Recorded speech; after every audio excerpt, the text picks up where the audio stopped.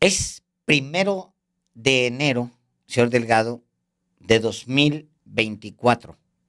Felicidades. Felicidades, señor Delgado. Felicidades a usted también. Felicidades también para todos los que nos están viendo, escuchando. Que todo el mundo está ya reposando después del festejo de inicio de año. Qué bueno que la pasaron bien. ¿Cómo la pasó usted, señor? Bien, señor Delgado, muy bien. Pienso en que fue un fin de año raro, distinto, porque cayó en la última parte de del fin de semana, el día 31 y 1. Sí. Igual que cayó el 24-25, ¿no? Entonces, a mitad de la semana, pues mucha gente se está incorporando, incluyendo los jóvenes, los chavos que van a la escuela. Bueno, mañana 2 de enero hay que regresar a las actividades Correcto. Académicas, laborales en general, pero pues aquí estamos naturalmente los periodistas para informarle a usted de asuntos que vienen, pero de asuntos que también han pasado, Alejandro. Es correcto. Sobre todo 2024 va a ser un año muy particular, muy intenso. Va a ser el año en el que muy probablemente los mexicanos se decidan por su primera mujer presidenta. Ya en sí mismo es un momento histórico.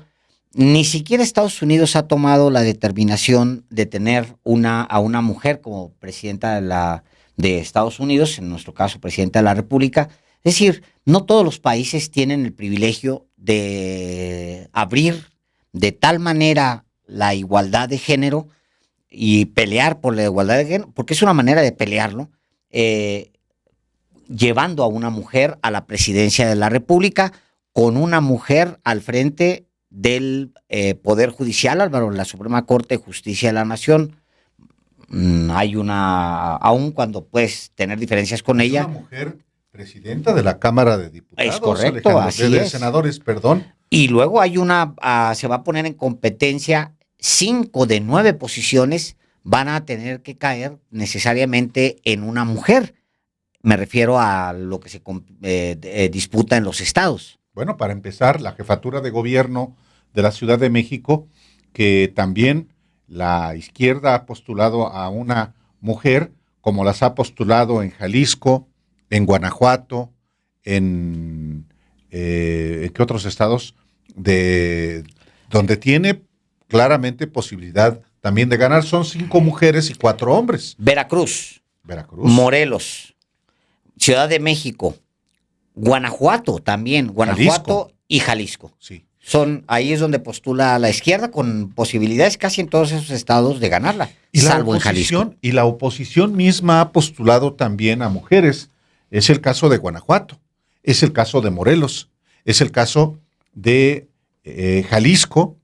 Entonces, sí vivimos un momento importante en términos de equidad de género, y las mujeres por sí mismas se han abierto camino. Es verdad, y a muchos les disgusta eso, que haya un piso de mujeres, y mientras evoluciona el país hacia la equidad, hacia la igualdad, es importante que exista también en la ley eso, porque de otra manera no se respetaría, Alejandro. Eso también hay que decirlo. Pero este 2024 que inicia promete que haya efectivamente, por primera vez en la historia, una mujer presidenta de la República, algo que en efecto la República de Estados Unidos no se ha atrevido. Y digo república porque es una república. Pues sí. Es un régimen republicano. Correcto. Como Estados Unidos, México también tiene un régimen presidencial, y no porque el presidencialismo, no, eso está en la Constitución. Las constituciones de Estados Unidos y de México son muy parecidas. Entonces, sí, pues es interesante estar este 1 de enero con usted, que está reposando. Mañana hay que regresar a las actividades ordinarias después de las fiestas y a una elección, Alejandro, la más grande de la historia. La más grande de la historia. Por supuesto, va a contar aquí en este espacio con una cobertura amplísima. Y también seguramente Álvaro será como es la más grande de la historia y dado esto que ha determinado el INE con respecto al reparto de las candidaturas entre mujeres, el tema de la equidad de género, también va a ser muy probablemente un momento estelar para las mujeres en términos de candidaturas, porque muchas van a participar, muchas mujeres va a haber participando en esta que va a ser la elección más grande de la historia en candidaturas de género.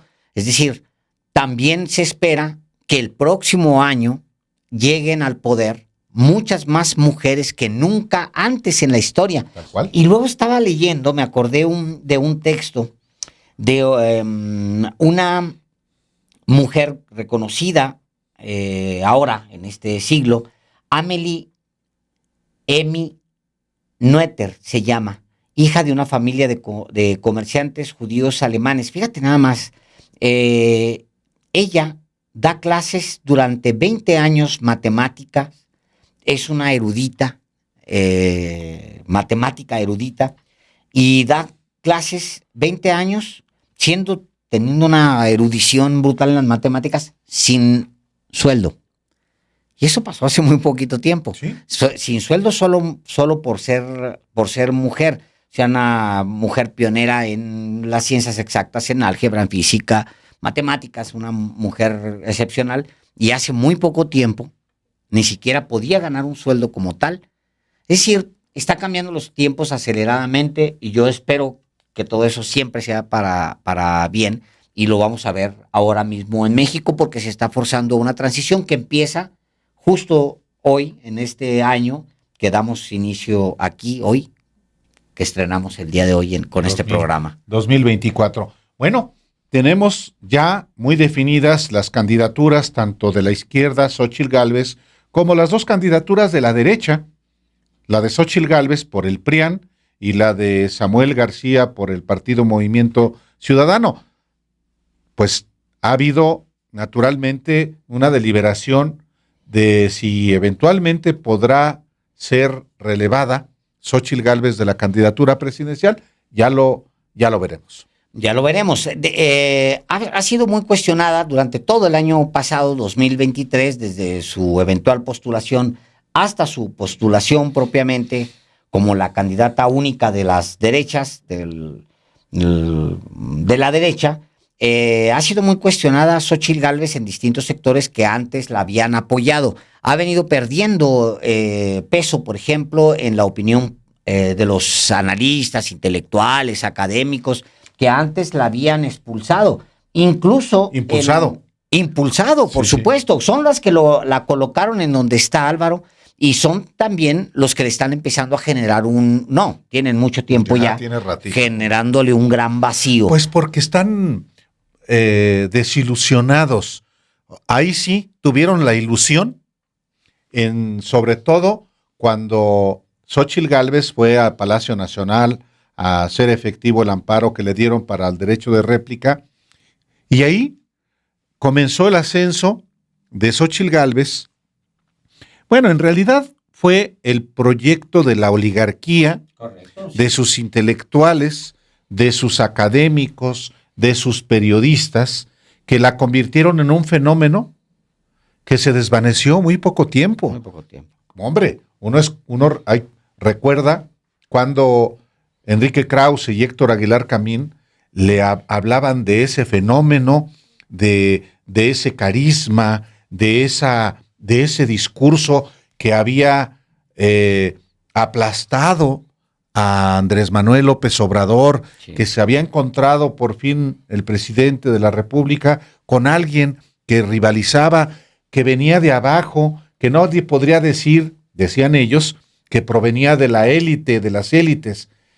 Y eso duró muy poco, porque para empezar le armaron una campaña, una elección interna que resultó una farsa, porque convocaron a 2.5 millones de mexicanos que se inscribieron a una elección en urnas y de pronto les dijeron, no, se cancela eso, la candidata es Xóchitl Gálvez.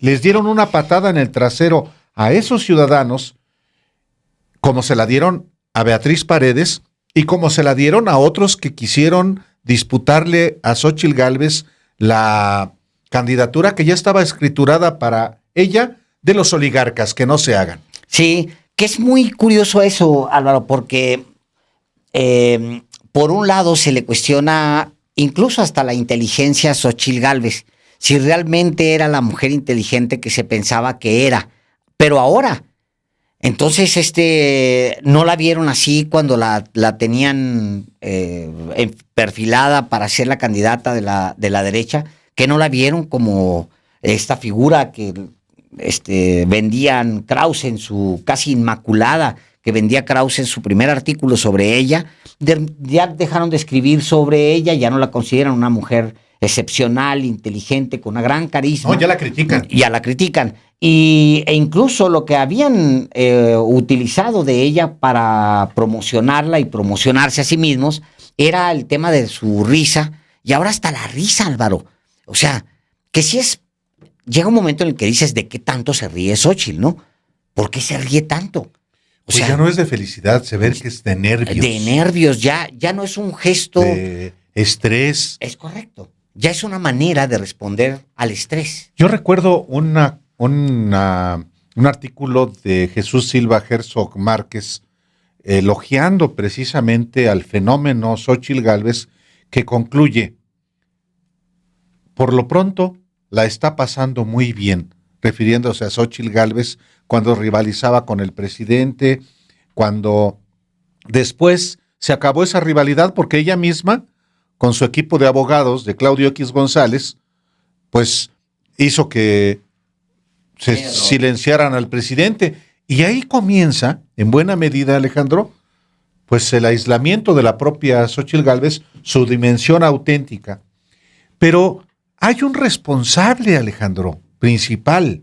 No es solamente Marco Cortés del PAN, no es solamente Alejandro Moreno Cárdenas del PRI, no es solamente Jesús Zambrano del PRD. Arriba de ellos hay un personaje clave de lo que ha ocurrido con estos tres partidos y con estos tres partidos que han recibido derrota tras derrota. Se llama Claudio X de Javier, no de Joconostle, como le dicen. Yo dije que Joconostle me gusta más. Claudio Javier Xóchitl González Guajardo. Entonces, ese personaje es el que se ha convertido en el factor de poder para decidir qué y quién es candidato, qué estrategias se implementan. Claudio X González, Alejandro. Sí, totalmente. Fíjate, es curioso también cómo Claudio X González impulsa y decide, pues al final él es el representante de esa oligarquía, decide que Xóchitl Gálvez es la candidata para estos tres partidos, la impulsa, la coloca, la pone en el carril, en buena medida con ayuda de López Obrador, que va midiendo eso, que no se chupa un dedo, lo fue midiendo, la fue también ayudando a que los deseos del señor González se cristalizaran, y se cristalizaron. Pero a su vez, lo dices muy bien, señor Delgado, el momento que marca el declive de Xóchitl Gálvez, para mí, es el momento en el que el equipo de abogados de Claudio X González decide sacar a Xóchitl Gálvez de las mañaneras. O sea, el presidente la tenía ahí. Hablaba de ella, la había posicionado, la tenía. Y luego de repente, por orden de un juez, se le dice al presidente que ya no la puede mencionar. Y ahí empieza la caída de Xóchitl Gálvez, si tú recordarás. Y por determinación también del INE, Alejandro. No, bueno, claro. Porque recurrió. ¿Sí? No, es correcto, pero recurren, digamos, y cometen el error de sacar a Xóchitl Gálvez porque estaban en un tete-a-tete. Al final, Xóchitl Gálvez podía decir que estaba en una confrontación directa con el jefe de la nación. Estaban, efectivamente. No, la confrontación de Xóchitl Gálvez... Al mismo nivel. Sí, no era con Samuel García como la trajo todo diciembre, ¿no? Como en diciembre anduvieron con Samuel García. No. El pleito de Xóchitl Gálvez se había concentrado tete-a-tete con el jefe de la nación. Y en ese tete-a-tete, frente a frente, había una dimensión que ella no se merecía, pero había una dimensión que ella había ganado solamente por el hecho de haberse convertido en la adversaria más visible del presidente de la República. Cuando los abogados de Gálvez, de Xóchitl Gálvez, que son los que le pone Claudio X González, deciden sacarla de esa jugada, hasta yo me sorprendí y dije, no, esto es como cuando al mismo Andrés Manuel López Obrador le pagan la fianza para que no pueda llegar a prisión los del PAN, ¿te acuerdas? Sí, Felipe Calderón, Gabriela Cuevas y un personaje que fue su procurador de la PGR, que le pagan la fianza López para Obrador, que una vez desaforado no vaya a prisión. No fuera a dar a prisión, que era una manera de decir, no te vamos a permitir la foto, López Obrador, tuya desaforado en prisión. Porque preso había político. sido maravillosa. Preso político. La de un preso político. Pero aquí, yo dije, cuando esto sucedió, ¿qué fue, Álvaro? Allá por, ¿qué? Agosto, por ahí más o menos, ¿no? Bueno, fue antes de la elección, la unción, la formalización de Xóchitl Gálvez, que fue el 4 de agosto. Entonces, a ver si finales de julio, póngale usted, principios de agosto. Que es la plenitud de Xóchitl Gálvez. Es el inflarla. Hasta ahí llega. Ese momento. Ahí viene el declive, Álvaro. Yo creo que todavía, sí, pero todavía le alcanza, Alejandro, hasta el 4 de septiembre, cuando va al Ángel de la Independencia, pero ahí comienza, desde mi punto de vista, ya el declive, por lo menos el estancamiento, sí. Porque no asisten sus rivales internos, pero sobre todo no asiste Beatriz Paredes. Y ella no los contacta, Álvaro, va de error en error. A partir de ahí empiezan todos los errores. Por eso hay muchos que han cuestionado incluso si era realmente la persona que habían elegido, la persona inteligente, con carisma, fresca, ágil en el debate, ¿cómo era con Calimán? Amigable. Caballero con los hombres, galante con las mujeres, tierno con los niños, implacable con los malvados. ¿Como Calimán? O sea, así la dibujaban Enrique Krause y el mismo Aguilar Camín. Y todos los que forman parte, todos los que gravitan en torno de estos dos personajes, pero también todos los personajes que en el PRI, en el PAN y en el PRD estaban impulsándola, incluyendo medios de comunicación, opinadores, periodistas, que al mismo tiempo estaban instigando al rompimiento de Marcelo Ebrard, y al mismo tiempo que decían que Claudia Sheinbaum era un monigote de Andrés Manuel López Obrador. O sea, esto son hasta predecibles Luego resulta que muchos opinadores se exasperaron, comenzaron a criticar a Xóchitl Gálvez, pues si ellos mismos la inflaron, que no haya ilusos para que no haya desilusionados, dice la Voz Popular, una frase que después retomó Manuel Gómez Morín, pero sí, los ilusionados se desilusionaron. Sí, no, hombre, hay programas donde los ves casi arrastrándose, Álvaro, de la desilusión. No puede ser posible. No tiene discurso. No hay discurso, ya, ¿qué pasó con Xóchitl Gálvez? No, pues igual no era la persona que habían elegido la ideón. Nosotros lo dijimos desde que irrumpió. Desde junio. Desde junio, porque en junio, que fue cuando la entrevistamos, Alejandro. Fíjate. Pues sí, estaba vacilando si quedarse como candidata del PRI a jefa de gobierno o irse a la candidatura presidencial, que para entonces ya había un mensajes en el sentido de que ella podría ser, pero nosotros dijimos, cuando ya ella decide, particularmente en julio, cuando ella anuncia en un video en el Zócalo de la Ciudad de México que va por la candidatura presidencial, dijimos, sí, la están inflando, pero va a llegar a su tope. Sí. ¿Y cuál va a ser su tope? lo que valen el PRI, el PAN y el PRD. Exacto. El reto es que crezca. Y jamás creció, Alejandro. Así es. Jamás Bueno, creció. falta la campaña, pero por la víspera, como también dice la Conseja Popular, se sacan los días. Me acordé, señor Delgado, de una conversación sobre qué es la inteligencia en una persona. Una conversación que tiene Borges con un periodista, Jorge Luis Borges, este intelectual argentino, universal en realidad. Tiene una conversación con un periodista que le pregunta sobre qué es la inteligencia. Le dice, ¿qué es un hombre inteligente? Le dice a Borges. Y Borges responde, realmente no sé.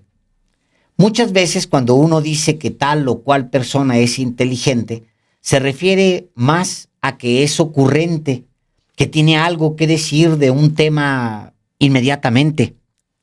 Esa persona puede no ser inteligente. La inteligencia puede ser lenta. Y luego le pregunta el periodista, le dice, ¿usted es inteligente? Y luego Borges le responde, si me dan algunos años para pensar, soy inteligente. Si me hacen preguntas como las tuyas, por ejemplo, inmediatas, soy más bien un hombre estúpido.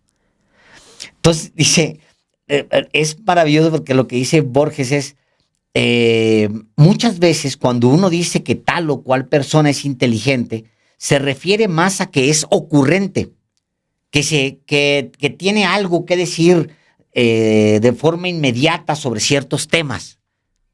O sea, un ocurrente. Y suele confundirse a los ocurrentes con los inteligentes. Entonces, yo creo que en Xóchitl Gálvez vieron más bien a un personaje ocurrente. No inteligente. No inteligente, que sabía responder rápido, con una sonrisa siempre en la boca y con una risa inmediata, ja, ja, ja, ja, ja, y una ocurrencia así rápida. La espontaneidad que tanto era una presumieron. característica. Claro, Exactamente. claro que la presumieron. Nada más que la espontaneidad la condujo, por ejemplo, a decir, la pendejié cuando acepta el plagio para su titulación como ingeniera. Y la espontaneidad o la ocurrencia fue cuando, por ejemplo, el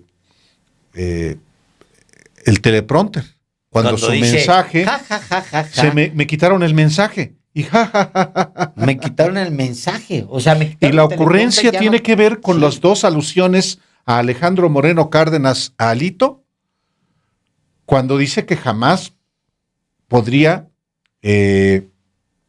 invitar a su gobierno. A Alejandro Moreno Cárdenas, el presidente de uno de los partidos que la postula. Y las ocurrencias, Alejandro, iba a decir lo que en su equipo no habría, pero ahí sí estuvo por escrito, ni huevones, ni corruptos, ni pendejos. Pero ahí sí estuvo por escrito. O sea, no fue una ocurrencia. No, bueno, pero tampoco muestra mucha inteligencia, por supuesto. Es correcto. Pero la ocurrencia es agredir a Mariana Rodríguez, la esposa de Samuel García, con un tenis en aquella, ¿te acuerdas? En la Universidad Anáhuac, en la Anáhuac del Norte. Y luego sacar un gusano y agredir a Claudia Sheinbaum con un gusano en medio de un cuestionamiento abierto a Vicente Fox por misoginia. Y ocurrencia o definición ideológica cuando gana el argentino Javier Milei la presidencia en ese país y se emociona y lo felicita y se felicita por el triunfo de un. Y ocurrencia fue también, bueno, ¿qué tantas, Alejandro? Tantas que uno a lo largo del trayecto de Xóchitl Gálvez como candidata de la oposición expresó.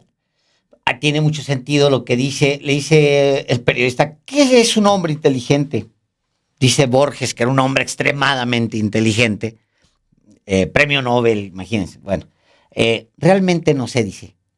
Muchas veces cuando uno dice que tal o cual persona es inteligente, se refiere más a que es ocurrente, que tiene algo que decir de un tema inmediatamente, esa persona puede no ser inteligente. La inteligencia puede ser lenta. Bueno, otra ocurrencia que también no es importante no olvidar es cuando le preguntan qué va a hacer con la ultraderecha. Y ella dice, que hagan los negocios. Le voy a dar todos los negocios para de Pemex. Del sector energético. Entonces, bueno, ya valoraremos también a Sheinbaum y al ciudadano que tampoco es una lumbrera, Samuel García, porque si hay que comparar formaciones, trayectorias, preparación, pues sí hay que someter a los tres a una aval. Y a uno de los personajes, Alejandro, que de pronto irrumpió y se convirtió formalmente en el jefe de la oposición, en Claudio X González Guajardo, un junior que sí estudió para abogado, pero que de pronto le dio, no para dedicarse a la empresa familiar Kimberly-Clark de México, y a tantos negocios que tiene la familia, en Televisa, en Grupo México, híjole, pues son de los oligarcas del país. No, pero anduvo, como su madre, en la filantropía. Una falsa filantropía, porque ha hecho mucha política, ha constituido agrupaciones que son grupos de presión, como Mexicanos Primero, Mexicanos contra la Corrupción y la Impunidad, por mencionar solamente dos. Este personaje, que no tiene trabajo, que no estudia, que se dedica solamente a hacer política con la vestimenta, con el atuendo de ciudadano, se convirtió desde el 2020 en un personaje clave en la política de México. Correcto. Y bueno, representa un sector, Álvaro, que tiene escogiendo, Claudio X González representa ese sector que tiene seleccionando a los candidatos ganadores de las últimas 2 décadas, al menos en México. Pues Vicente Fox llega con las mismas características de Xóchitl Gálvez. Sin duda. O sea, es un hombre ocurrente, es este tipo de personaje que sorprende con una respuesta inmediata en aquella campaña, que agarra, le pone una patada a un ataúd del PRI, vuelan los pedazos del ataúd. O sea, ese personaje que al final demostró ser muy poco inteligente. O sea, que de regreso a Borges, pues sí, muchas veces se confunde, y estos personajes que encabeza Claudio X González o que representa Claudio X González como en la oposición, pues tienen escogiendo esos personajes que sorprenden, digamos, que como Felipe Calderón mismo, que era un personaje que, bueno, era la derecha bragada. O Ricardo Anaya. Ricardo Anaya o Peña, Álvaro. O sea, Peña era... ¿Qué sorprendía de Peña? Sorprendía que era un muñequito de pastel. Son esos muñequitos de los pasteles, que engominado, listo, como si lo hubieran preparado para gobernar, simplemente así lo dibujaron, estaban contentísimos con él, lo empujaron, agarraron, hasta Calderón mismo agarró a su candidato y le echó al bote de la basura, en un acto terrible de deshonestidad y misoginia, hundió a Josefina Vázquez Mota para darle a Peña todo el power. O sea, eso es Claudio X González. Tienen seleccionando mal, años, décadas, entonces han perdido el poder. Porque cuando les sale un fenómeno como Andrés Manuel López Obrador, no saben qué hacer con él. Lo único que se les ocurre hacer es lo que están tratando de hacer ahorita con Claudia Sheinbaum, que es embarrarlos de lodo. Eso es lo que pasa. Oye, señor Delgado, ya que nos vamos a ir a un corte para entrarle... un corte apenas, el primero del año. Sí, el primer corte del año. Para entrarle, y yo te sugiero, vamos a entrarle al tema, al análisis de los Claudios X González, porque va a ser un fracaso tremendo, Álvaro. Esta elección, como se lo dijimos ha sido un fracaso tremendo hasta ahora, Alejandro. Hace 6 meses les dijimos que esa candidata se iba a desinflar. Hace 6 meses lo comentamos. Y yo les diría que yo creo que esa campaña, Álvaro, va a ser catastrófica para la oposición. Va a alcanzar los números más bajos que haya alcanzado la oposición en su historia.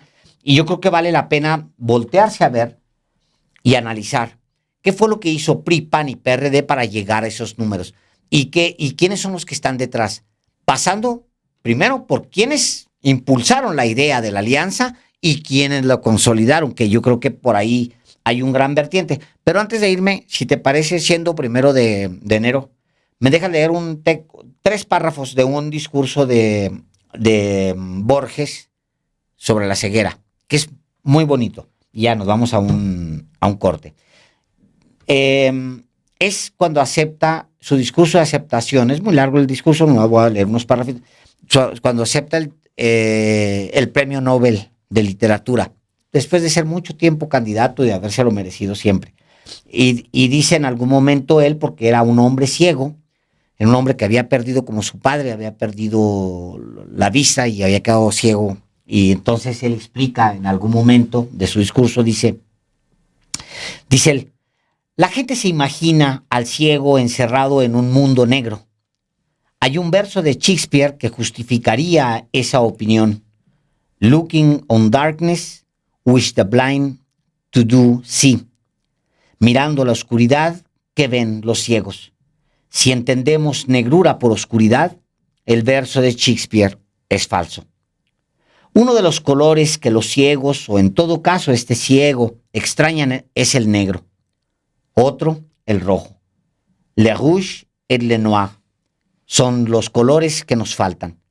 A mí, que tenía la costumbre de dormir en plena oscuridad, me molestó durante mucho tiempo tener que dormir en este mundo de neblina verdosa o azulada y vagamente luminosa que es el mundo de los ciegos. Hubiera querido reclinarme en la oscuridad, apoyarme en la oscuridad. Al rojo lo veo como un vago marrón. El mundo del ciego no es la noche que la gente supone. En todo caso, estoy hablando de mi nombre y en mi nombre y en nombre de mi padre y de mi abuela que murieron ciegos, sonrientes y valerosos, como yo también espero morir. Se heredan muchas cosas, la ceguera, por ejemplo, pero no se hereda el valor. Sé que fueron valientes. El ciego vive en un mundo bastante incómodo, un mundo indefinido, del cual emerge algún color. Para mí, todavía el amarillo, todavía el azul, salvo que el azul puede ser verde, todavía el verde, salvo que el verde puede ser azul. El blanco ha desaparecido o se confunde con el gris. En cuanto al rojo, ha desaparecido del todo, pero espero algún día, estoy en un tratamiento, mejorar y poder ver ese gran color, ese color que resplandece en la poesía y que tiene tan lindos nombres en español. Écarlate en francés, palabras que parecen dignas de ese color. En cambio, amarillo suena débil en español, yellow en inglés, que se parece tanto al amarillo. Creo que en español antiguo era amarelo. Vivo en ese mundo de colores y quiero contar, ante todo, que si he hablado de mi modesta ceguera personal, lo hice porque no es esa ceguera perfecta que piensa la gente. Y en segundo lugar, porque se trata de mí. Qué maravilla. Borges es maravilloso. Si usted no lo ha leído, léalo. Vamos a un corte. Regresamos.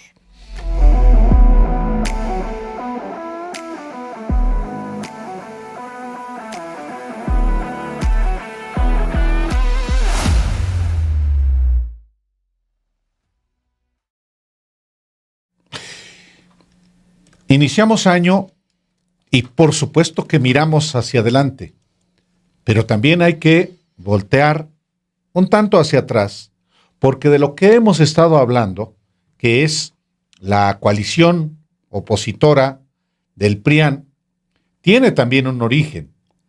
¿Cómo se gestó? ¿Quién la articuló? ¿Dónde ocurrieron esos encuentros? ¿Quiénes participaron? Bueno, este 1 de enero consideramos que es muy importante recordar lo que también en Sin embargo MX, en Sin embargo al aire, y también aquí en Los Periodistas hemos documentado con información amplia, vasta, incluyendo los testimonios de los propios protagonistas. Alejandro, hablar de cómo se constituyó el PRIAN, obviamente es remontarnos a Carlos Salinas y a Diego Fernández de Ceballos y a Luis H. Álvarez y a Carlos Castillo Peraza y a otros personajes, algunos de los cuales ya no viven u otros están ya, pues, en el garrero. Pero ya la formalización del PRIAN como una coalición legal registrada ante la autoridad electoral ocurrió después de las elecciones del 2018, cuando arrasa un partido de reciente creación, Morena. Y ocurre esto en el domicilio particular de un oligarca, del magnate Claudio X González Laporte, en su mansión de las Lomas de Chapultepec, reuniones que se inician en medio de la pandemia que sacudió al mundo y a México. Esas reuniones ocurrieron en la mansión de Claudio X González en las Lomas de Chapultepec, prácticamente desde que inició la pandemia en marzo, abril del 2020. Y tenía el propósito de potenciar a la oposición para que en las elecciones del 2021, primero, pudieran participarse en la revocación de mandato y expulsar a López Obrador. Después se echaron para atrás. Pero el propósito era ganarle a Morena y a sus aliados la mayoría absoluta, la mayoría calificada en la Cámara de Diputados. Esto no ocurrió así. Pero estamos hablando, Alejandro, del origen, y el origen es, como lo documentamos, pues esas reuniones en la casa de Claudio X González, impulsadas por quien entonces era presidente de la Asociación Civil Mexicanos contra la Corrupción y la Impunidad, cuyos estatutos le prohibían participar en política. No le importó. Como también le prohibían al entonces presidente de la Coparmex, Gustavo de Hoyos, participar en política, pero le valió. Se reunían clandestinamente en la mansión de Claudio X González, como nos lo contaría en una entrevista el propio Gustavo de Hoyos, que fue, digamos, la primicia, dicho por alguien que negoció ese embrión, eso que se fue construyendo, que fue la coalición Va por México, que se materializó en 2021, Alejandro.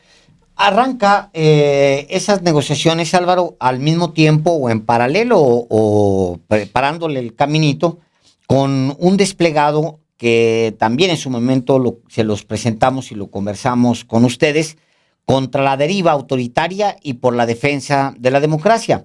Habían transcurrido efectivamente casi 20 meses del gobierno del presidente López Obrador, cuando, y así arranca este texto, cuando lanzan este comunicado. ¿Quiénes firman el desplegado? Bueno, pues la oposición intelectual, exacto, relacionada más con la derecha. Pues está Héctor Aguilar Camín, está José Luis Antonio Aguilar Rivera, María Baranda, Roger Bartra, Agustín Basabe, Humberto Beck, Jorge G. Castañeda, Christopher Domínguez Michel, José Ramón Enríquez, Julio Frenk, Enrique Krause, Antonio Lascano Araujo, son los firmantes. Soledad Loaesa, María Marván, Ángeles Mastreta, Jan Meyer, Beatriz Pajés, Ricardo Pascoe Piers, Jesús Reyes Heroles, Rafael Rojas, Macario Esquetino, Enrique Serna, Guillermo Sheridan, Consuelo Sáizar, Javier Sicilia, Fernanda Solórzano, Isabel Turrent, Francisco Valdés Ugalde, José Woldenberg y Gabriel Said. Algunos de ellos, de estos personajes, preferirían ya después no acompañar a este mismo equipo intelectual, ya no ratificarían con su firma los desplegados posteriores, ni tampoco con su posición personal, pero estos son los primeros que firman un desplegado que marca el inicio del llamado a la formación de esta fusión entre PRI y PAN y, bueno, lo que queda del PRD. Dice el desplegado en una parte, el triunfo del presidente fue inequívoco. No obstante, sin que la mayoría de los mexicanos votáramos por ellos y violando la Constitución, Morena y sus aliados lograron que una minoría de votos se convirtiera en una mayoría de escaños en el Congreso. Además, amplió el número de diputados de su grupo mediante la compra de representantes electos de otros partidos. La consecuencia ha sido la asfixia del pluralismo de la representación en aras de someter al Poder Legislativo a los dictados del Ejecutivo. Cada afirmación es obviamente muy cuestionable, se puede cuestionar a estas alturas. Nunca mostraron los recibos de cuando hablaban de que se había comprado a los representantes electos de otros partidos, se les había comprado, como lo hacía el PRI, o sea, comprar la voluntad es pagar por ella, y cuando se paga, si no hay recibos, por lo menos hay evidencia. Punto. Nunca la mostraron. El propósito, sin embargo, era algo muy específico, algo que ya estaba en marcha, algo que ya estaba haciendo Claudio X González en otro frente con los partidos políticos. Y aquí viene la parte de este grupo que es, digamos, que el sustento intelectual del PRIAN. Pensamos que es imperativo corregir el rumbo y recuperar el pluralismo político y el equilibrio de poderes que caracterizan a la democracia constitucional. Algo también muy cuestionable. ¿Cuándo se asfixió? ¿Cuándo se aniquiló el pluralismo político? Y enseguida dicen, la única manera de lograrlo es mediante una amplia alianza ciudadana que junto con los partidos de oposición construya un bloque que, a través del voto popular, restablezca el verdadero rostro de la pluralidad ciudadana en las elecciones parlamentarias del 2021. Es necesario que esta alianza obtenga la mayoría para asegurar que la Cámara de Diputados recobre su papel como contrapeso constitucional al Poder Ejecutivo y obligar al gobierno a respetar la pluralidad democrática. Y luego los abajo firmantes, pues entiendes perfectamente cómo la mayoría de ellos se atreve a redactar y a publicar este documento. Se entiende en el tiempo todavía más. Agarran, ya había una negociación, es previsible que ya hubiera una negociación con el... No, ya estaba. Ya estaba en desarrollo una negociación con el PRI, PAN y el PRD para formar esta alianza. No se había concretado públicamente todavía, pero estaban en eso. Es que este desplegados ya es en el 2021, Alejandro. No, es el 2020, perdón. Está todo en curso. Es correcto. Está todo en curso. Todavía no anuncian que van juntos en las parlamentarias. O sea, y tuvieron que haberlo hecho antes de que cerrara 2020. Por supuesto. ¿Y quién fue, cómo ocurrió que se reunieron? Bueno, Gustavo de Hoyos, quien era el presidente de la Coparmex, el organismo de los patrones del México, pues lo contó aquí. Sin embargo, no va a encontrar usted otro testimonio de esas reuniones más que aquí. Y este fue el primero. Después lo platicaríamos en otra entrevista que tuvimos con él y también lo platicaríamos con otros actores. Pero aquí, si te parece, Alejandro, vamos a escuchar cómo fue lo que refirió, qué fue lo que refirió en detalle Gustavo de Hoyos sobre la construcción formal del PRIAN. Por ejemplo, tú aludes a la caballerosidad que tiene Santiago Krill. Yo no conozco a Claudio X González, pero se le atribuye justamente ser alguien muy fino en el trato y, por supuesto, aunque tuvo una participación en la elección del 2018, en la construcción de esta coalición es inequívoca, evidente su participación, y hasta como anfitrión de las negociaciones, Gustavo. Sí, a ver, empiezo diciéndote que esas reseñas que te han hecho se ajustan a la realidad. Es una persona de una gran cortesía personal, mucha corrección en su trato, e incluso con quienes piensan distinto. Me parece que cuando esto se escriba, cómo se construyó el papel de Claudio, va a ser fundamental.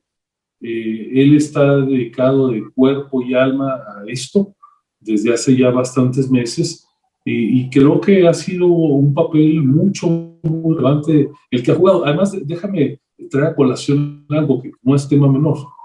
Tú sabes, está a la vista de todos que en los últimos años Claudio fue presidente o copresidente junto con Amparo Casar de Mexicanos contra la Corrupción y Impunidad. MSCI, pues más allá de la opinión que pueda tener cualquiera, yo tengo buena, de hecho soy miembro de su consejo consultivo, lo digo, revelo que puedo ser imparcial ahí en el criterio porque soy parte de la organización, pues en sus investigaciones recurrentemente ha señalado a personajes relevantes de la política, del PRI y del PAN, muy especialmente. Muchos de esos personajes que en algún momento fueron señalados, podríamos decir políticamente expuestos por el trabajo de investigación de MSCI, y aunque Claudio ya no es presidente, dejó esta responsabilidad, pues imagínate, no es fácil sentarte con un interlocutor con el que traes agravios y cuentas pendientes, por decirlo de alguna manera, y yo creo que ahí también es un rasgo interesante que hay que destacar, que entre los actores, incluso los promotores, pues tú sabes, yo fui muy crítico del PRI durante el sexenio del presidente Peña Nieto, pues se generó un ambiente creciente de confianza. Ningunos éramos amigos, ningunos compartíamos proyectos políticos ni nada por el estilo, pero digamos, logramos poner una base de confianza que se fue incrementando en la medida que los compromisos se fueron cumpliendo hasta llegar a la fecha en la cual se anunció la elección.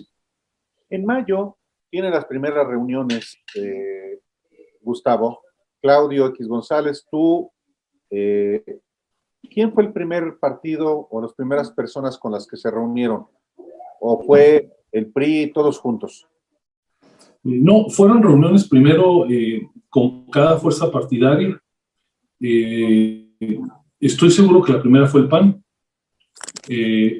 Creo que la segunda fue el PRD y la tercera fue el PRI, y en algún momento se invitó también, muy cercano, aquí realmente, acuérdate, además esto fue en el contexto de la pandemia, con gran complejidad para reunirnos, no más, o sea, un poco era orden, método, pero también, acuérdate, en mayo te veías en un patio a 5 metros de distancia cada uno. A ver, no fue un salón de café, una sala de juntas mía o de alguien más. Estábamos en un patio porque los restaurantes estaban cerrados, los hoteles estaban cerrados, y entonces literalmente los parques públicos estaban cerrados, y entonces esa es la realidad que marcó esto. A ver, batallamos en reunirnos todos, primero por un tema de orden en la construcción del proyecto, pero además porque hasta que hubo, no sé, creo que por ahí, hacia el mes de julio, cierto entendimiento de todos de dónde podíamos estar medio juntos sin tener un riesgo de salud. Y imagínate que una sentada de esas se contagiara toda la clase política del país. Entonces, como los ejecutivos de una empresa que no vuelan todos en un avión por seguridad, pues teníamos que ser muy responsables, ¿no?, de esta situación. Pero fue en ese orden. Aclaro que participaron en las conversaciones también MC en su momento, prácticamente toda la ruta. ¿Y Clemente Castañeda? Clemente Castañeda participó, y Álvarez Maínez, que digamos Con Dante tuvimos muchos contactos. Él, por razón estratégica, decidió no estar en la mesa personalmente, pero de tiempo y tiempo, sobre todo yo me reuní con él en muchísimas ocasiones en el transcurso del proceso, y también en el caso de lo que parecía ser una iniciativa viable en ese momento, que era México Libre. Como tú sabes, era de los partidos en formación el que parecía en ese momento tener mayor avance en su gestión, y ahí también estuvo participando Margarita y Fausto. No, Calderón no. No, el presidente Calderón no. Ya. En ninguna ocasión. Y sin embargo, en estas múltiples reuniones, que sí no era fácil de reunirse en un restaurante, en un hotel inclusive, se habilitó un lugar, en uno de los lugares, la casa de Claudio, en el patio, ni siquiera dentro. Sí, correcto, por un tema de salud. O sea, literalmente, a ver, y de veras, no exagero la nota, no sé en tu caso cómo la pasaste, pero muchos de nosotros estábamos lo más cercano que sea posible al pánico, al temor de contagiarnos. A ver, muchas de estas reuniones, las primeras sobre todo, teníamos guantes, máscaras y careta, o sea, así, los que estábamos en medio de distancia. Absolutamente. Ese fue, o sea, aparte de la dificultad, diríamos, de los temas, había este ambiente de, digamos, de lejanía, de que no puedes ver a los ojos con claridad. Si has visto estas máscaras donde tienen como lentes a ver, no era un tema menor. Muchos nos estamos jugando la vida en eso. Yo viajaba de Baja California para Ciudad de México a las reuniones, y en los aviones, me tocó aviones grandes de estos de línea comercial, donde veníamos 8 o 10 personas. O sea, ese es el contexto real en el cual se va nutriendo. A ver, cuando entramos a las reuniones, desinfección, todo por un tema de seguridad, ¿no? O sea, a final de cuentas, ¿no? ¿Cuántas personas máximo se reunieron? ¿Se llegaron a reunir así con estas medidas de protección? Como máximo 12 personas, porque son... En lugar abierto. O sea, a ver, fácilmente te lo digo, son 2 por cada partido. Sí. Nunca hubo más de 2 por partido. En la mayoría de reuniones eran 1 o 2, pero nunca más de 2, que son 5 por 2, 10, más Claudio y quien te habla. Entonces, las más grandes, que fueron más hacia el final, más hacia los... agosto, septiembre, octubre, fueron de 12. Ya cuando con los operadores, con los expertos electorales, ya cuando intervinieron ahí, digamos, los secretarios de elecciones para arrastrar el lápiz sobre distritos, sobre ya la parte, digamos, que más práctica, digamos. Lo que pasa es que de esta mesa de principales, déjame llamarlo así, sí. Se desdoblaba el trabajo que hacían en un nivel técnico equipos de los partidos. No necesariamente, es más, no recuerdo alguno donde hayamos estado, salvo ya después de anunciar la coalición, sí. Todas estas gentes. La realidad es que hasta que se anunció, lo más grande que había habido era de este tipo de reuniones de 12 personas. Lo que sí hubo también en paralelo, Álvaro, fueron muchas reuniones de los expertos electorales, de narrativas de los partidos, y que ellos nutrían a sus presidentes y luego venían a la mesa, ¿verdad? Claro. Había muchas explicaciones que tendrían que dar en todo caso los partidos políticos para aliarse entre ellos después de haber sido enemigos. En el caso del PRI y del PAN habían simulado una enemistad que durante mucho tiempo fue desmentida, pero que después confirmaría que era falsa. Pero en el caso del PRD, que sí venía de ser un grupo, un partido de oposición, pues tenía que dar alguna explicación de qué se trataba este cambio, donde ahora jugarían de la mano de la derecha, abiertamente, después de haber ganado 2 presidencias básicamente de la República, no con esas siglas, pero sí en 1988 se había ganado la elección presidencial. Cuauhtémoc Cárdenas había ganado la elección presidencial y se la había robado Carlos Salinas de Gortari. Y en 2006 había ganado Andrés Manuel López Obrador la presidencia y se la había robado el Partido Acción Nacional vía Felipe Calderón. Pero la explicación que dio en su momento Jesús Zambrano, creo yo, Álvaro, es el clavo en el ataúd de esa fuerza política. Vamos a escuchar cómo lo dijo y es hasta vergonzoso. Es que la izquierda dividida no va a tener futuro.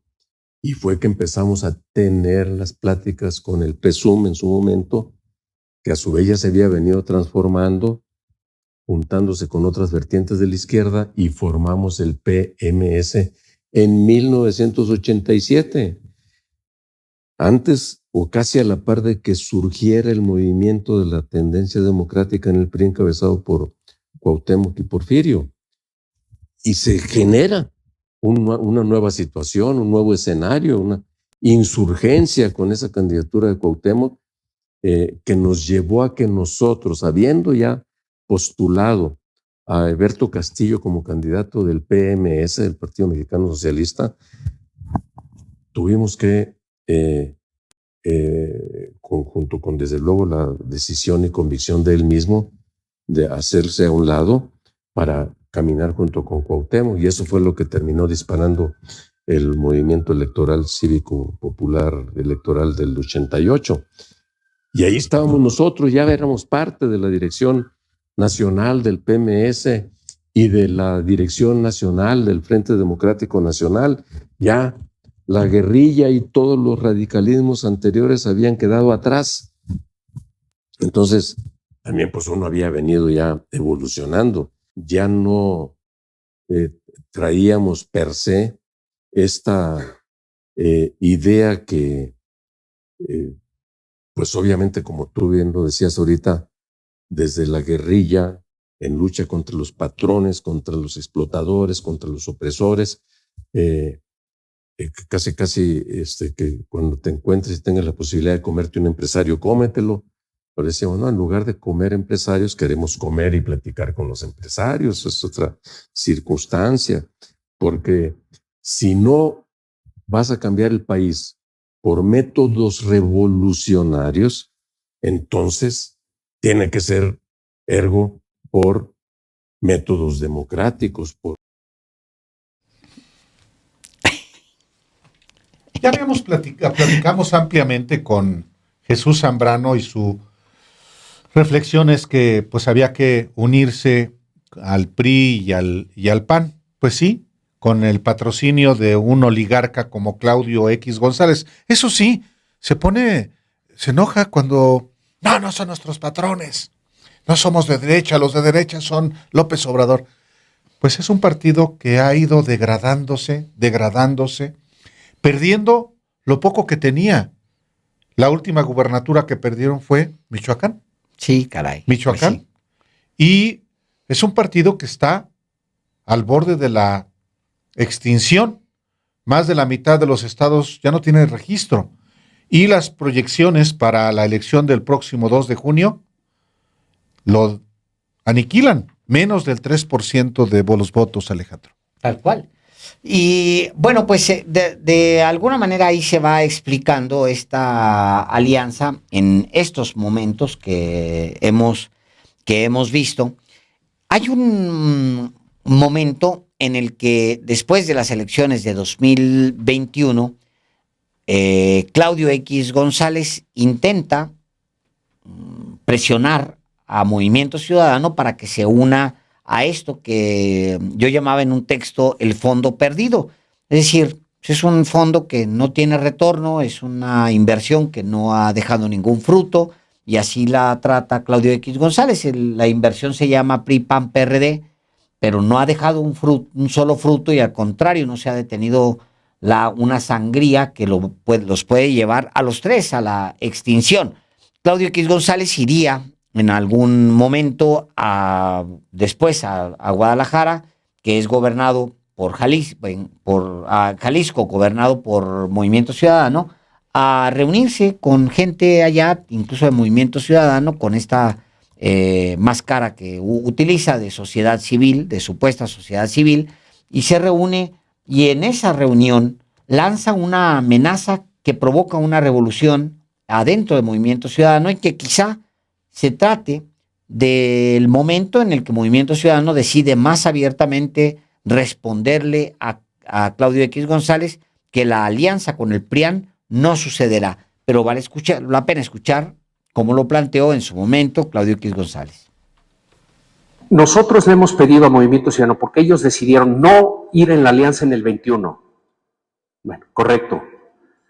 Como ciudadanos, los partidos pues se distanciaron, porque querían que Movimiento Ciudadano fuera, y compitieron, y como están compitiendo ahora José Luis en la elección del 22, en 6 estados, nosotros como ciudadanos hubiéramos deseado que ya en el 22 fueran juntos. Ahora vienen 2 en el 23 y luego la del 24. De alguna manera vengo a reclutar la ayuda de todos ustedes para presionar a Movimiento Ciudadano, donde más se puede presionar a Movimiento Ciudadano, que es en Jalisco, a que se sumen, a que pongan a México primero. Entonces, ¿de qué depende de que se sumen o no se sumen? Depende de distintas cosas, pero una fundamental que está en nuestro control, José Luis, es presionarlos seriamente a que lo consideren. Seriamente. Que haya consecuencias a que se levanten de la mesa de negociación. Si ellos saben que sentados con PAN, PRI, PRD, se levantan y nadie va a decir nada, pues entonces, si no les conviene exactamente como a ellos les gustaría, en el momento que les gustaría, etcétera, pues se van a levantar de la mesa y no les va a pasar nada.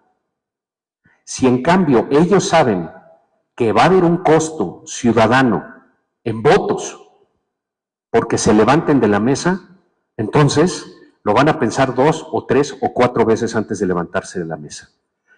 ¿De quién depende eso? Depende de nosotros. Depende de Confío en México, si están de acuerdo con esta idea. De nosotros depende. Ayer que mencioné esto de la unidad en un foro de mujeres, se dio un aplauso espontáneo, no a mí, a la idea de la unidad. El presidente nos lo está diciendo con sus palabras y sus acciones todos los días. Él nos quiere dividir. Entonces, ¿qué tenemos que hacer nosotros? Nos tenemos que unir. Él ya la vio. Él ya vio que la unidad puede dar al traste con la cuarta regresión. Creo que falta ver el resultado de 2024, Álvaro, para que venga el gran análisis que no solamente abarca a Claudio X González, sino que topa hasta los intelectuales y académicos que apoyaron esta alianza. Porque, obvio, el fracaso, el triunfo, todo mundo se lo quiere atribuir, pero el fracaso todo mundo sale corriendo, como está sucediendo ya con una buena parte de los medios que ya no apoyan a Xóchitl Gálvez porque va rumbo al fracaso, pero pues sí hay culpables. ¿Quién sabe cuál va a ser? Por lo menos exhibirlos va a ser una manera de hacerlo, pero quién sabe cuál va a ser la manera en que van a pagar el tremendo error que cometieron. A estas alturas ya es un fracaso Claudio X González. Y él lo sabe, como lo sabe cualquier persona, que un inútil al frente de algo, un gerente que no resuelve problemas, sino que solamente los genera pérdidas, pues debe ser despedido. Claudio X González ha sido un fiasco, antes inclusive de la elección federal del 2024. ¿Cuántas gubernaturas ha perdido el PRI, el PAN y el PRD? Todas, prácticamente. Claudio X González, gerente del proyecto del PRIAN, pues es un fiasco. Va a uno de mayor envergadura todavía, que son las elecciones del 2 de junio de este año. Así es que, pues, también hay que decirlo, en su oportunidad, nosotros no solamente nos hemos quedado en hablar de esto y de opinar, hemos acreditado, hemos documentado cómo se construyó un fiasco llamado Claudio X González, un fiasco llamado Xóchitl Gálvez, un fiasco llamado PRIAN. Señor Delgado, hoy es 1 de enero del 2024. En los últimos días del año pasado estuvimos transmitiendo un promocional de algo que llamamos Radicales. ¿Qué es Radicales? Bueno, pues primero los invitamos a que vean el promocional y vamos a regresar aquí a los periodistas con una sorpresa.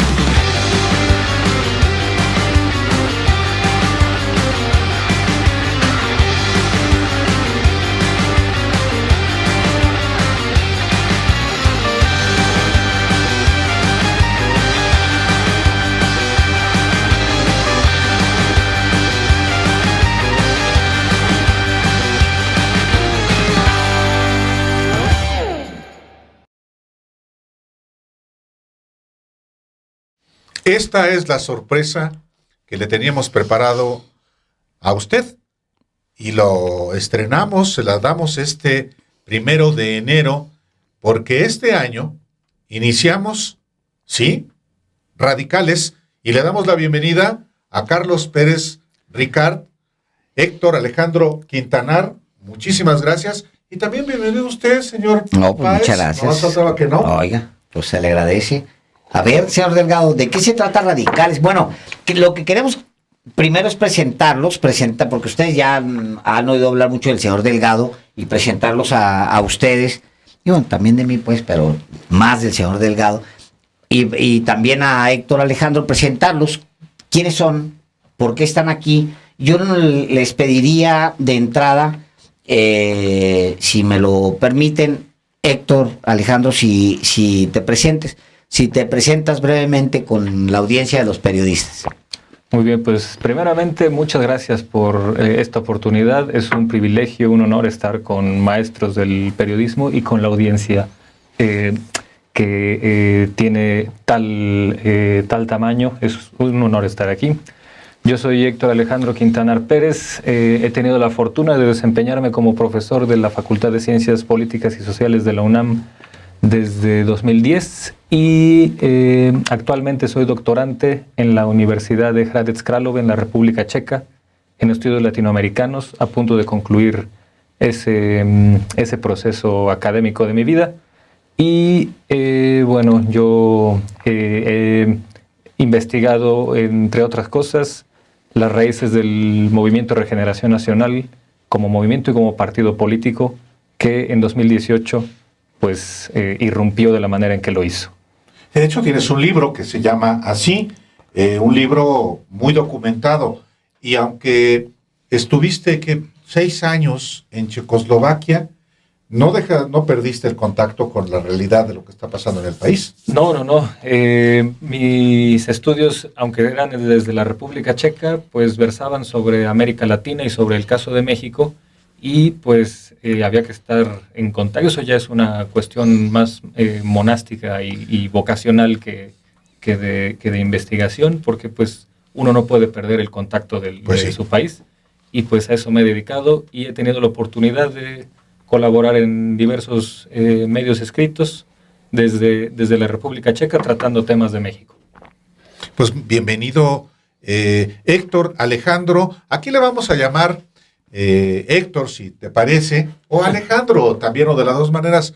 Por supuesto, vamos a procurar que esta, que será una mesa de deliberación informada, que aborde los temas sustantivos de la República, pues sea intensa, porque somos radicales, y que cómo concebimos también ser radicales. Esto es una cosa de la que también vamos a platicar.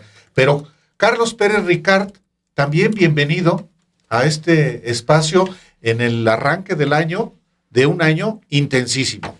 Bueno, feliz de estar acá con ustedes, con el auditorio, con Héctor, con Alejandro, con Álvaro, y algunas veces he estado aquí en el programa, en los periodistas, pero me hace mucha ilusión estar y abrir, digamos, este foro que vamos a tener, se llama Radicales, que como yo lo interpreto va a ser la posibilidad de tener un debate razonado y razonable desde la izquierda de lo que sucede en nuestro país, ¿no? Desde la izquierda es importante mencionarlo porque nos adscribimos, aquí no vamos a invitar a más conservadores, vamos a intentar simplemente discutir desde la izquierda el proceso tan impresionante, tan importante que vive México hoy, tiempos especiales, tiempos lúcidos, tiempos como ningunos otros. Entonces, me hace mucha ilusión estar hoy acá.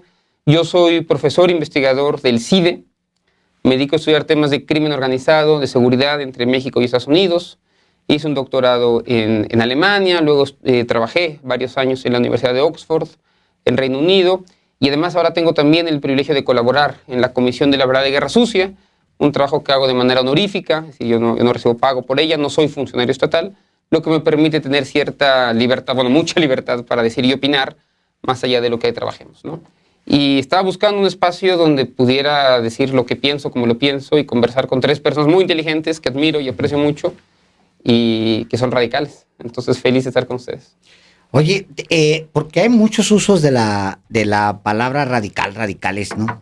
De entrada, la raíz es radicales desde la raíz, ¿no? Que es pues una idea de ir al fondo de las cosas.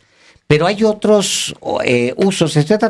Siempre trato de abrir el de la Academia Mexicana de la Lengua, pero nunca me abre. Así que me voy a ir al de la RAE. Nunca abre. Y ni modo, me tengo que brincar hasta el de la RAE. A la madre patria. Es que...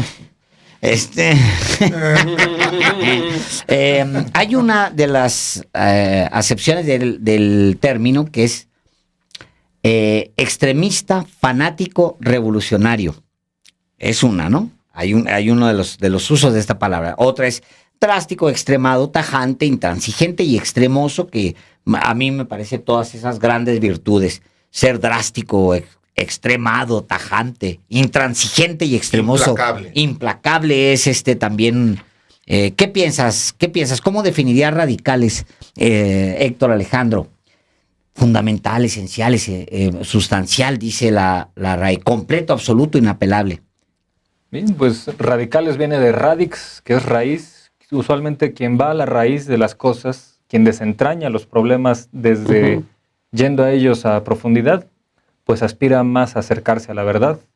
Entonces, pues, si la verdad está en la raíz, la verdad es radical. Me parece que, aunque no, ¿hasta qué punto podemos encontrar la verdad absoluta? Me parece que es un debate complicado, pero si aspiramos a lo que se le parezca, hay que ir hasta la raíz, y por eso celebro ese nombre para este programa, porque no solo habla de intransigencia, sino también de rigor, de profundidad y de autoexigencia, porque no se trata de opinar desde la superficie, sino desde una perspectiva más entrañada. Correcto. El trabajo del periodismo es, en lo sustantivo, investigar exhaustivamente asuntos que le conciernen a las personas. Y digo a las personas porque pueden ser una comunidad de 100, de 1000, de 1,000,000 o hasta del planeta mismo. Y el propósito del periodista es justamente hurgar, escudriñar, conseguir información precisamente como parte de un trabajo para exponer, si no la verdad, la verosimilitud. Y la base de toda discusión es precisamente la información cierta, la información verdadera. Y en un espacio como este, por supuesto que vamos a tener visiones distintas de algunos asuntos, pero vamos a partir de que vamos a buscar siempre un compromiso radical con la verdad y con la realidad. Yo creo, si me permiten, fundamentalismos no, pero implacables sí, ¿no? Intransigentes no, pero drásticos sí, ¿no? Tajantes quizás no, pero con rigor sí. Lo bonito de esta palabra radical es que tiene tantas acepciones distintas que podemos nosotros elegir hacia dónde, pero no somos absolutistas, ni intransigentes, ni fanáticos de nada, al contrario, me parece que es justamente lo que no, pero sí un compromiso, me gusta mucho como les hablo, radical con la verdad, con el compromiso analítico, ¿no? Con ustedes, la gente que nos va a seguir a partir de los viernes a las 10 de la noche, y con la audiencia. No tengo, cuando menos, y sé que los conozco, un compromiso con nadie más que con ustedes y con la verdad. Ni con ningún político de izquierdas o de derechas, ni con un movimiento político de izquierdas o de derechas, sino con el auditorio y decirles lo que pensamos y cómo estamos viendo lo que van a ser 6 meses, por lo menos 6 meses interesantísimos de la política nacional. El país está eligiendo un nuevo rumbo y qué bonito tener un espacio con ustedes tres para conversarlo y para discutirlo. Eso me da muchísima emoción poderlo compartir con ustedes. Fíjate, de alguna manera el tema de la intransigencia, de lo extremoso, lo tajante que son estas otras acepciones, pues sí se dan en ciertas dosis en el oficio en el que creo que compartimos, que es pues el de investigar, aunque cada uno desde su ámbito, cada uno unos desde la academia, otros desde el periodismo. Desde la talacha periodística, desde la como talacha, decía Vicente Leñero. Pero extremoso, tajante, intransigente, de alguna manera lo es uno en ciertas dosis para ciertos momentos. Pienso, por ejemplo, en una idea que Álvaro y yo siempre discutimos de la que nos gusta hablar, que siempre hemos estado nosotros en minoría, o sea, en esta idea de que es un país donde pues hay mayorías que siempre han estado en el poder, por ejemplo, en la prensa, ¿no? Todos los que han trabajado toda su vida en Televisa, imagínate, o sea, han tenido mucho poder toda la vida han tenido un montón de poder para hacer lo que se les pegue la gana y al mismo tiempo, que es la gran paradoja, han perdido la libertad personal. O sea, es el poder de la empresa, sí, es un montón, pero han perdido su propia libertad para decir las cosas como son, que pareciera una contradicción, pero termina no siéndola. El poder es el de la marca Televisa, pero personalmente tienes muy poca libertad, muy poco margen de acción. Aquí, en estos espacios, por lo menos tenemos el compromiso de que podemos decir lo que se nos pegue la gana, siempre con responsabilidad, por supuesto, y eso es lo que vamos a defender en todos nosotros. Tocabas un tema muy interesante que creo que va a marcar el arranque de Radicales, que es 2024, Héctor, Álvaro, ¿qué piensan?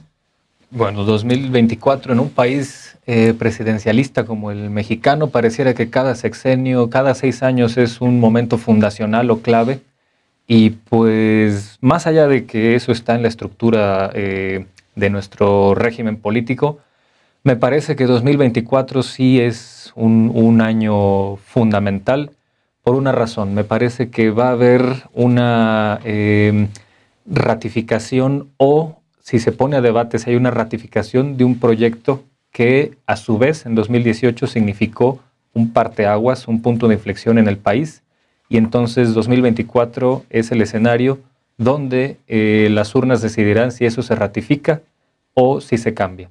Entonces, me parece que es algo tan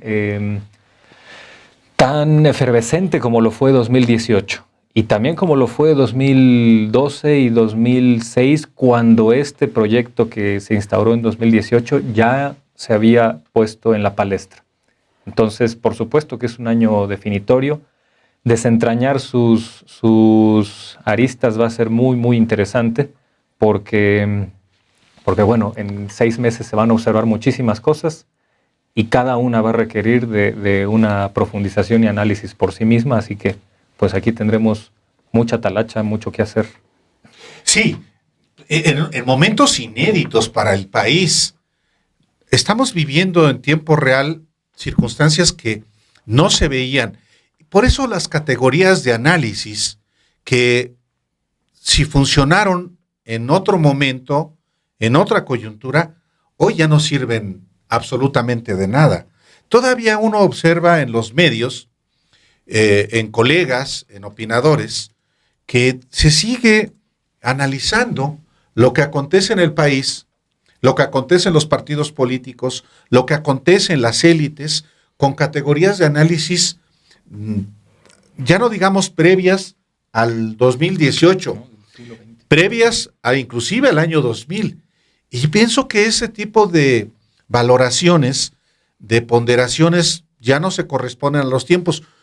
Por eso aquí, bueno, el ejercicio que estamos comenzando a hacer con Carlos, con Héctor Alejandro, con el otro Alejandro, es que sea un espacio para inclusive encontrar nuevas maneras de ver la realidad a partir naturalmente de los datos. Y concluyo con un aspecto que a mí me parece que es fundamental, que lo decías tú, Carlos. Pues naturalmente este es un espacio de absoluta libertad, absoluta.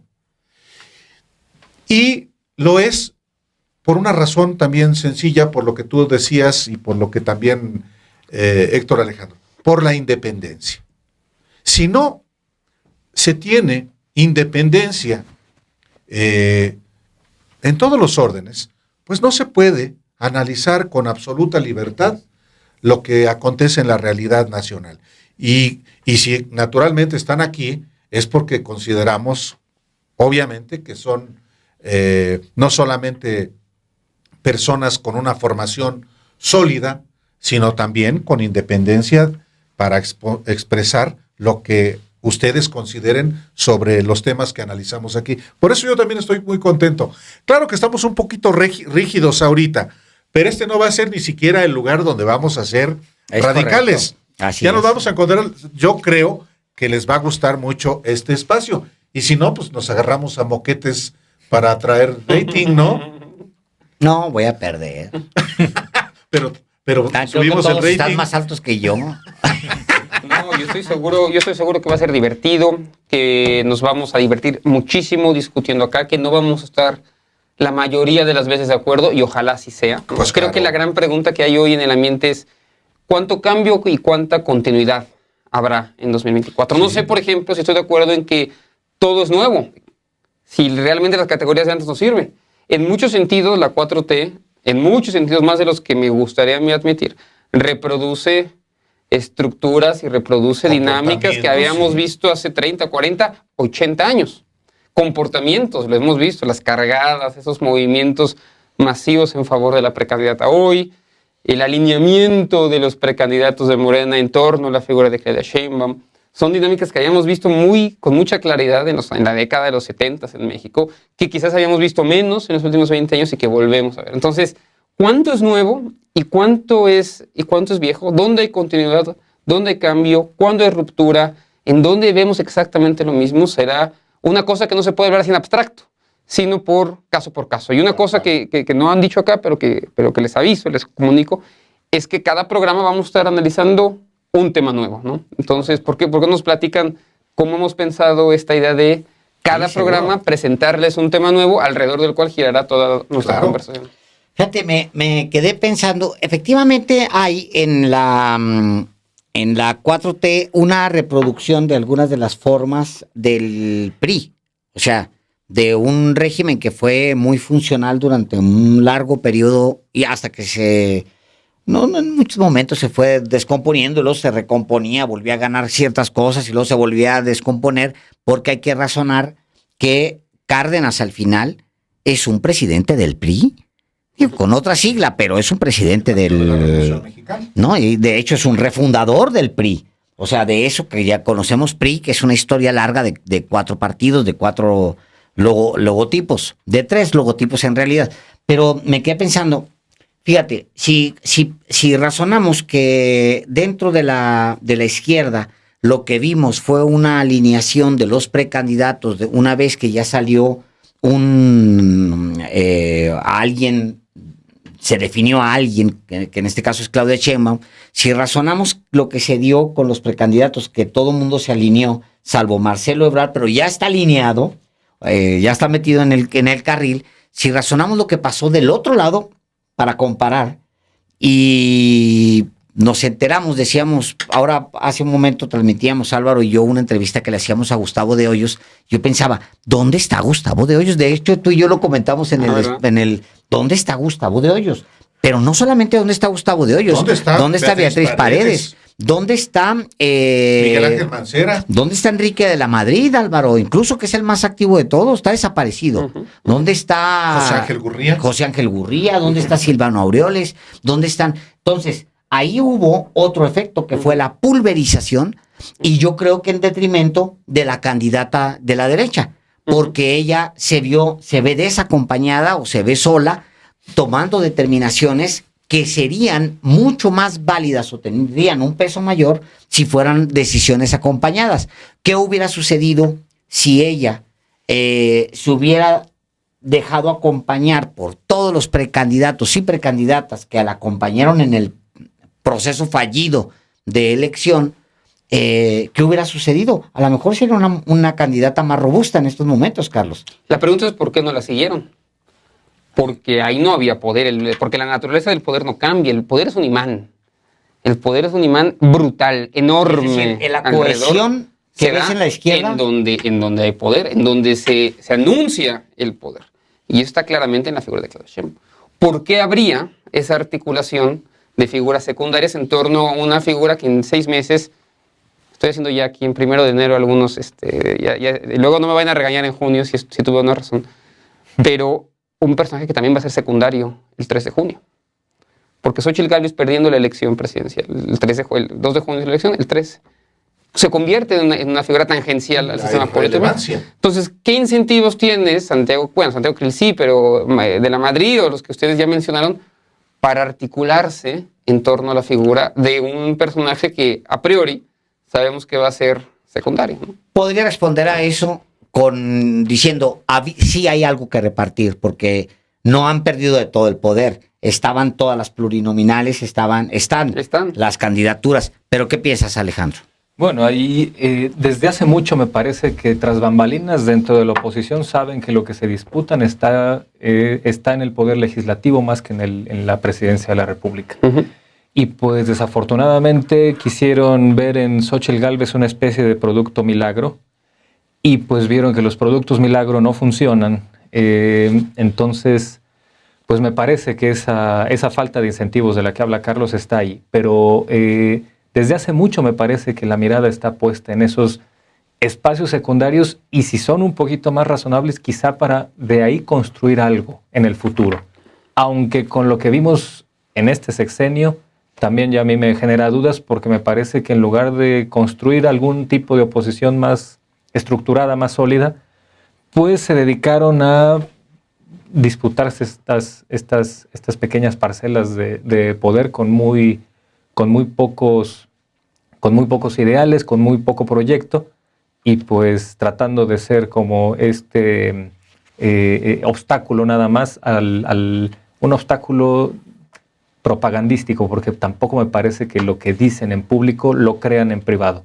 Ocurre en el debate público y ocurre también con sus candidaturas. Me parece que este desmedido entusiasmo por su precandidata, en el fondo yo creo que sabían que no era tal su fuerza, y pues ahora tienen que apechugar con las decisiones que han estado mal tomando desde hace mucho tiempo. Les hago 2 preguntas a la mesa, quizás para los 6 Por meses. favor. Uno es, ¿creen ustedes que Xóchitl Gálvez fue una candidata pensada para ganar la elección o simplemente para tener ahí un caballito de batalla que permitiera tener una buena elección legislativa? La primera pregunta. Y la segunda pregunta del otro lado, ¿no? Que también sobre, que quizás es más interesante a mediano plazo.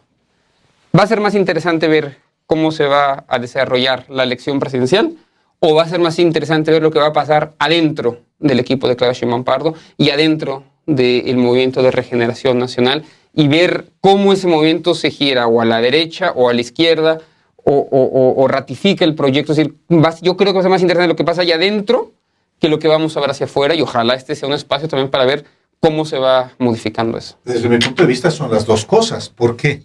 Primero porque en el caso del proyecto del PRIAN, ellos saben, por más incompetentes que sean, pues son políticos profesionales y saben internamente, nada más que no lo pueden tampoco reconocer de manera abierta por una razón elemental de estrategia, saben que una candidata como Xóchitl Gálvez no va a ganar, no tiene ninguna posibilidad de ganar. La apuesta en realidad es cuánto voto le puede jalar a la integración del Congreso y fundamentalmente de la Cámara de Diputados, que es el factor de poder constitucional clave. Pero al mismo tiempo yo pienso que y eso va a haber oportunidad de desarrollar un tema que a mí me parece importante al margen de atender lo que ocurre dentro de la coalición gobernante que busca ser ratificada. Y es también no perder de vista lo que es el partido Movimiento Ciudadano, no solamente con su candidato, sino en lo que puede constituirse como una oposición ante Morena, porque yo le veo más potencial al partido Movimiento Ciudadano como oposición que al PRI, al PAN y al PRD. ¿A qué me refiero con esto? Y habrá oportunidad de platicarlo ampliamente. Así como Carlos Salinas diseñó un modelo de régimen de partidos políticos con 2 vertientes, el PRI y el PAN, marginando a la izquierda, yo observo que el planteamiento de Andrés Manuel López Obrador es, sí, constituir una fuerza, no sé si la palabra sea hegemónica, digamos que mayoritaria, con el poder constitucional mayoritario en presidencia, en gubernaturas y en Congreso, pero una oposición que agrupe a la derecha en el partido Movimiento Ciudadano. Porque MC es un partido de derecha y ese es al que le veo más posibilidades de crecer, no al PAN ni al PRI, menos al PRD. Es que me parece que en esto que se le suele llamar el relato público, si hay algo donde queda muy claro qué fue lo que pasó en 2018, fue que la coalición gobernante, este movimiento que en 2018 ganó las elecciones, pues no solamente tuvo un triunfo en las urnas, sino también un triunfo cultural, del cual la presencia de Xóchitl Gálvez como candidata opositora es una prueba tangible, porque me parece que su presencia ahí, además de esta idea de poder ser un producto milagro, me parece que si está ahí fue porque se trató de una persona, de una política que de 2018 para acá, si bien votaba a la par que sus correligionarios del PAN y que no ha estado muy alejada de las tesis del PAN, en realidad no atacó con tanta fiereza como otras figuras al proyecto gobernante. Me parece que fue una apuesta como para decir si ella pudiese captar parte de las personas que incluso simpatizan con la así llamada Cuarta Transformación. Y entonces me parece que eso habla de un momento que se vive, que es inédito, donde ya existe cierto consenso de que muchas tesis que propuso López Obrador como candidato y que se convirtieron en proyecto de gobierno son adecuadas. ¿Quién va ahora a decir No, hay que recuperar el avión presidencial porque eso nos da lustre hasta ante el extranjero, quién sabe qué. Nadie, me parece que ya hay un consenso mayoritario que va a decir, no, eso es un derroche que tiene que quedar en el pasado. Aunque me parece que este tipo de cambios que son parte del sentido común del país, pues tienen repercusiones políticas y tienen que ver con muchas decisiones que toman los partidos, incluso en contra de su voluntad o a regañadientes porque ellos hubieran preferido otra cosa. Sí. Me parece que la candidata que mejor representaría a la oposición sería Lili Telles. Sin embargo, vaya error no habérselo jugado con ella, ¿eh? Por lo menos habrían sido un poquito más divertido. Un poquito más divertido el 24. Me gusta mucho el término, Héctor Alejandro, que utilizas de producto chatarra, que hace un ratito estábamos Álvaro y yo... Producto milagro. El producto, que es casi lo mismo. Producto milagro, que es correcto. Leíamos hace un rato, y le comentaba yo a Álvaro que me había recordado una entrevista de Borges y en particular una idea que terminé encontrando aquí, donde le dice el periodista a Borges que es un hombre inteligente. Y la respuesta de Borges es genial, porque le dice, muchas veces cuando uno dice, realmente no sé. Muchas veces cuando uno dice que tal o cual persona es inteligente, se refiere más a que es ocurrente, que tiene algo que decir de un tema inmediatamente. Esa persona puede no ser inteligente, la inteligencia puede ser lenta. Yo creo que ellos estaban acostumbrados, los que repiten en la decisión de tomar y elegir a Xóchitl Gálvez, que son el grupo de poder de Claudio X González, los intelectuales que vienen desde el salinismo, en fin, las élites académicas, las élites y los partidos, estos partidos políticos podridos del alma, ya per se, deciden que Xóchitl Gálvez, creen que pueden repetir la hazaña de elegir a un Vicente Fox, a un hombre que es ocurrente, que puede responder a bote pronto. Una cosa, puede darle una patada a un ataúd o puede, ¿me entiendes? Esas respuestas que tiene Xóchitl Gálvez, que sí las tienen. Nadie se imaginaba, por supuesto ellos no, que la risa de Xóchitl Gálvez se transformaría más que en una virtud, en un defecto. Porque cada vez que se ríe ahora, piensas en qué problema se metió. Cuando ella se ríe por la crisis de la tesis o de su trabajo para la universidad. O el teleprompter. O lo del teleprompter, cuando ella se ríe, sabes que está resolviendo una gran crisis, incluso moral en caso de lo de la tesis, incluso moral, con una risa. Y entonces ya no se lo aceptas. Entonces muy rápido se le acabó la risa como una salida. Y me gusta mucho el término porque al final es un producto chatarra. Ahora, tú preguntas, el planteamiento es, ¿vemos hacia los personajes, o sea, los dos personajes, o nos clavamos en las estructuras que conducen a los... Es correcto, que conducen a los dos. Yo creo que las dos cosas, porque al final es cierto... Coincido plenamente con Álvaro que en esta recomposición de los partidos y en esta reforma no escrita ni impulsada desde el legislativo, de esta reforma política que se dio en 6 años, sin necesidad de hacer una reforma en el legislativo, recompone a estos 3 partidos, los pone en su lugar. El histórico que se ganaron los pone ahí. Y a Movimiento Ciudadano le da la alternativa, la posibilidad, lo sienta ante su propia posibilidad de convertirse en una alternativa de derechas que realmente compita con la izquierda. Sin duda alguna. Yo veo, a ver, ¿qué les parece? Estamos en 1 de enero, entonces podemos hacer ya algunos pronósticos de lo que vamos a ver. Por favor. Y luego vemos este programa en 6 meses a ver si estuvimos correcto. Uno, yo creo que MC va a quedar en segundo lugar. Yo creo que Xóchitl y la falta de sustancia presidencial, que me gusta ese término para nombrar lo que es ese fenómeno, falta de sustancia presidencial. Sigue siendo una desconocida, no sabemos en qué cree. Un día cree en esto, un día cree en Javier Milei, el otro día es trotskista, un día es amiga de Alito, el otro día lo desconoce. Dependiendo del color del vestido prácticamente, está si es verde, si es azul, si es rojo, Carlos, no cree. O no cree y se acomoda. Pero yo creo que esto va a ser evidente ante la población, ante la ciudadanía, y se va a desfondar. creo, 1 de enero del año 2024, lo estoy diciendo acá, esa es la última elección que vamos a ver al PRI competir en una elección federal. Después del, ojalá, el que vaya a ser un fracaso en junio, vamos a ver ya ese partido cerrarse.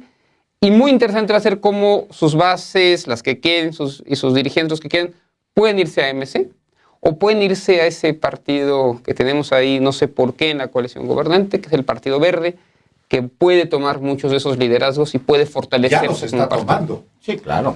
No me queda la menor duda que después del 2 de junio vamos a tener un sistema de partidos completamente distinto. Entonces, una cosa para ver va a ser la configuración del nuevo sistema de partidos, con 4 partidos predominantes: Morena, PAN, Movimiento Ciudadano y Partido Verde, que creo que van a ser los más importantes tras la elección. Vamos a ver si eso es cierto. ¿Creen ustedes que Xóchitl se va a desfondar al tercer lugar por abajo de Samuel? ¿O creen que va a...? Álvaro, lo puedes decir, perdón, Álvaro, lo dijimos aquí hace 6 meses. Sí, porque justamente por cómo se construyó el proyecto de Xóchitl Gálvez, cómo fue evolucionando. Y por eso, cuando estaba la presión del PRIAN para que MC se sumara a la coalición, decíamos, es que formar el MAC-PRIAN es el peor negocio que puede hacer MC. Entonces, ¿por qué no se alía? Pues es muy lógico. No porque represente MC una opción distinta y distinguible. Yo no lo veo. Yo veo una expresión, yo le llamo el pan naranja, porque el MC se ha nutrido de los panistas, donde sobre todo tiene presencia. ¿Dónde? En Jalisco. En Jalisco vació al PAN MC. En Nuevo León, algo parecido. Es un partido que ustedes lo saben más que yo, es un partido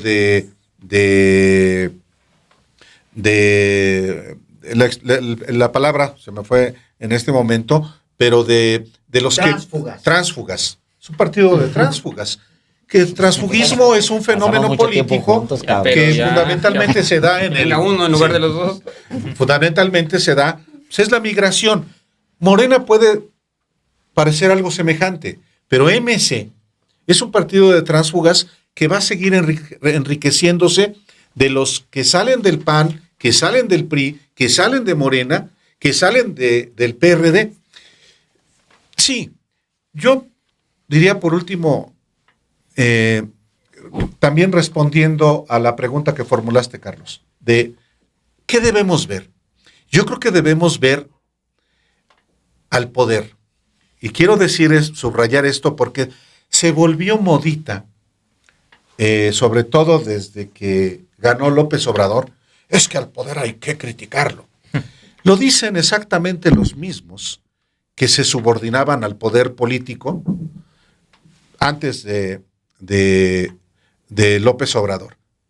Y claro que hay que criticar al poder, pero no solamente al poder político, hay que criticar al poder económico, hay que criticar al poder mediático, hay que criticar al poder intelectual, hay que criticar al poder militar, hay que criticar al poder religioso. Y en pasado, hay que criticar a los que tuvieron el poder y se aprovecharon del poder para perseguir fines privados. Sí. ¿No? O sea, y que hoy pueden no estar ahí adentro, pero que están reclamando el poder y que antes no tuvieron la capacidad, la fortaleza, la inteligencia, la habilidad para hacer de este país un país mejor y hoy quieren volver a la presidencia. Por eso es importante que usted que nos está viendo este 1 de enero, de pronto brincando de un tema a otro, pues es lo que vamos a tratar de hacer cotidianamente con un tema que verá usted. Vamos a exprimirlo, a estrujarlo, a escudriñarlo, para que usted, por supuesto, tenga más insumos informativos y, claro, tome la decisión que usted considere. Oye, ¿podemos decir ya cuál es el tema? ¿El primer que tema? sigue. ¿El que sigue o no? ¿O vamos a esperar hasta...? Más sorpresas. Yo creo que No, ya, de una vez. ¿no? A ver, De una vez. A ver. No, a ver, Héctor. Bueno, pues aquí con esta mesa de maestros periodistas y académicos y El tema que se va a tratar es qué sigue después de López Obrador. La vida después de la López vida Obrador. después de López Hay vida Obrador. después de López Obrador. Hay vida política después de López Obrador. ¿Qué va a pasar cuando deje de ser presidente? Fíjate, me iba a referir, Héctor, Carlos, a la comunidad porque somos casi 22,000 suscritos en el canal de Telegram de los periodistas.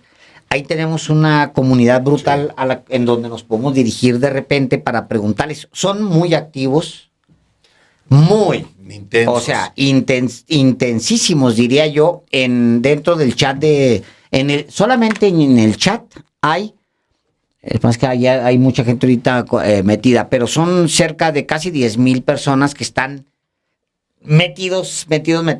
Pero en esa comunidad podemos lanzar algunas preguntas, les podemos preguntar de temas, qué les gustaría que tratáramos, este o aquel, también porque tenemos esa oportunidad de meternos y preguntarles o aprovechar esa comunidad de los periodistas.